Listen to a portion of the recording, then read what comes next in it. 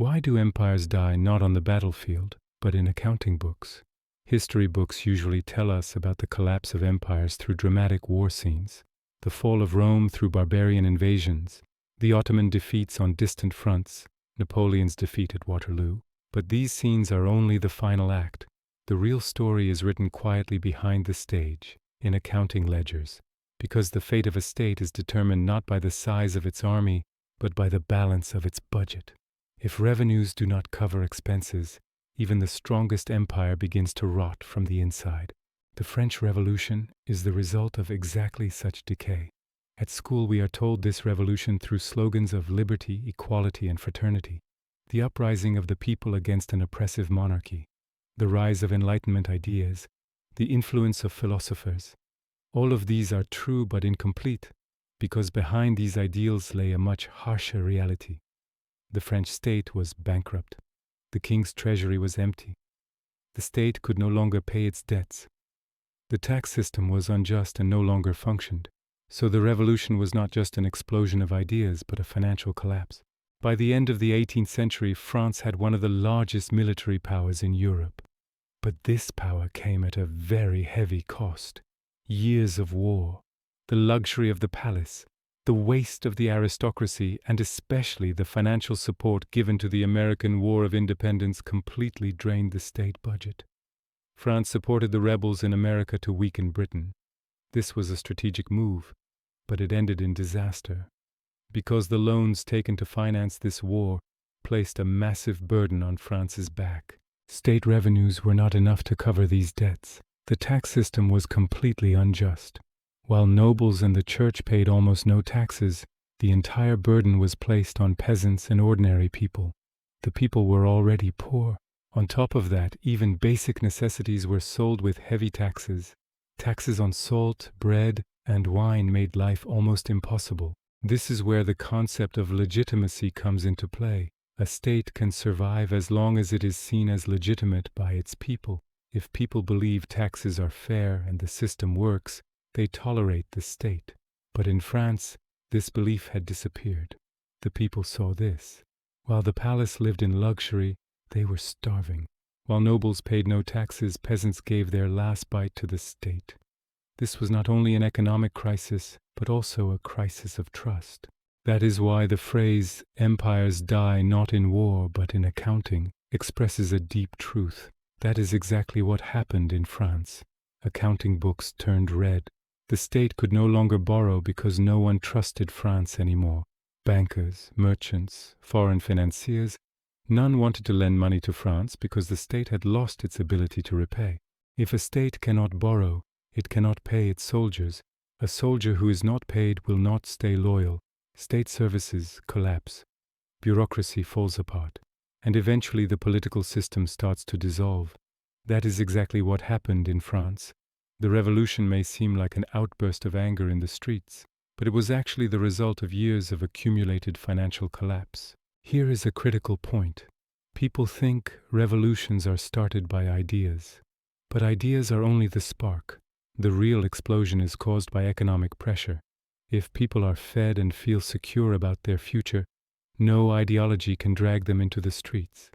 But if people are hungry, in debt, and hopeless, even the smallest spark becomes a wildfire. That is what happened in France. Enlightenment ideas had existed for years, but no revolution happened. Only when the economy collapsed did those ideas explode. Ideology was gasoline poured on an economic fire. The same rule applies today. States may have strong armies and modern weapons, but if their budgets are not sustainable, their end is near. Because while history changes, financial rules do not. If income is lower than expenses, debt grows. As debt grows, independence shrinks. And eventually, political crisis becomes inevitable. The French Revolution shows us this. A state collapses not with a guillotine, but with an accounting pen. The guillotine is just the sound of that collapse. A state is not kept alive only by its army, its flag, or its leaders. What truly keeps a state alive is the faith of its people. This faith is an invisible but vital bond, a contract between the state and its citizens. People pay taxes, follow rules, go to the army because they expect justice, security, and order in return. If this contract breaks, the state exists only on paper. In reality, collapse has already begun. By the end of the 18th century, this contract was already torn in France. The people no longer saw the state as their representative. The state had become a mechanism protecting palace and aristocratic interests.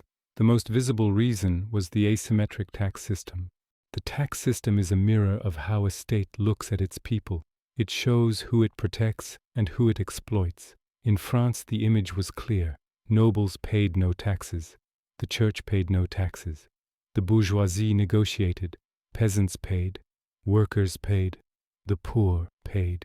This was not just economic injustice, it was class humiliation.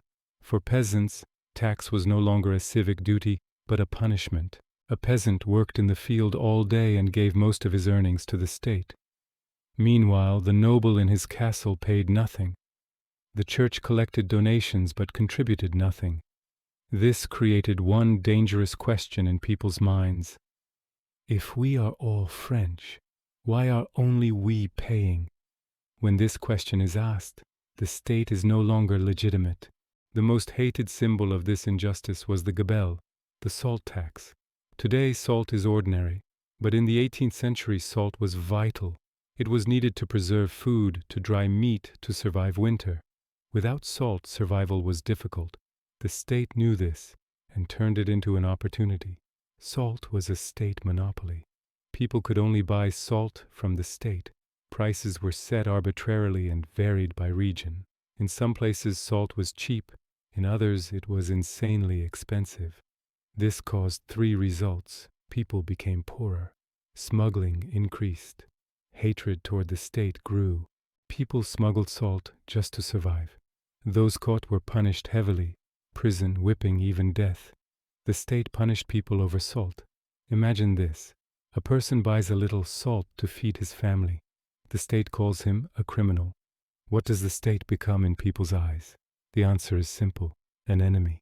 The state was drowning in debt and kept raising taxes, but again the burden fell on peasants. As taxes increased, trust disappeared even more, because people saw this. Taxes rise, but life does not improve. Roads are not built. Bread does not get cheaper. Security does not increase. The state collects money but gives nothing in return. This was open exploitation. Here is a critical rule. Tax increases bring money in the short term, but bring revolution in the long term. That is exactly what happened in France. Loyalty is mutual. If the state is fair, people stay loyal. But when justice breaks, loyalty ends. In France, loyalty was one-sided. People kept sacrificing, but the state did not. This created psychological rupture. People no longer saw the state as their own. Paying tax was no longer moral. Cheating the system became legitimate.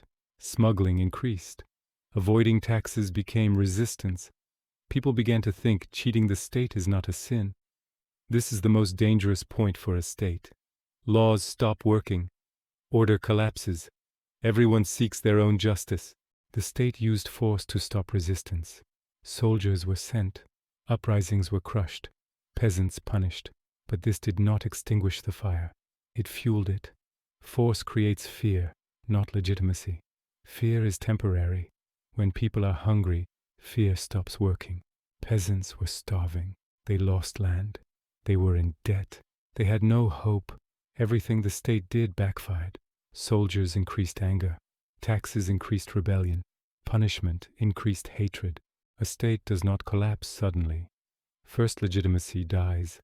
Then, the state. In France, legitimacy died silently. People did not wake up one day and say, "Let's make a revolution." Anger accumulated for years until it exploded. People realized the system did not protect them. It exploited them. That is where revolution is born. Tax is not just money, it is dignity. People want fairness. Peasants saw themselves starving while nobles were fat. They were in debt while the palace was rich. This breaks the human spirit. That is the psychological foundation of revolution. The chain is clear. War leads to debt. Debt leads to taxes. Taxes lead to poverty. Poverty leads to anger. Anger leads to rebellion. This has repeated in Rome, the Ottomans, Spain, and the Soviet Union. Names change. Mechanism does not. Look at today. Indirect taxes rise. Inflation hits the poor. The rich avoid taxes. The middle class is crushed. Same system, different era. Then it was salt tax. Today it is VAT. Then bread was expensive. Today energy is expensive. Then there was a palace. Today there are multinational corporations. The burden goes down, profit goes up. This is not sustainable. The French Revolution teaches us this. A state cannot survive by exploiting its people. Short term, it collects money. Long term, it collects revolution. Tax injustice is digging your own grave. The right question is not how much tax, but who pays. If the answer is always the same class, the clock starts ticking. Gabelle was not just a tax. It was a signal that said, you exist for me, not me for you. When this message is received, revolution becomes inevitable. The strongest chains in history were not made of iron. The most effective shackles were invisible. And that invisible chain is debt. You see chains and resist. You try to break them, but debt is invisible. You don't realize you are bound until you cannot move anymore. One of the deepest causes of the French Revolution was this invisible chain. The state was no longer free. It could not decide independently because its treasury was empty. And a state with an empty treasury depends on others. Debt is not just numbers. It is a power relationship. The borrower submits. The lender controls. That is why debt is political. Just like IMF today, bankers controlled states back then. France borrowed because of wars, palace luxury, and the American War. Especially the American War was a turning point. France supported colonies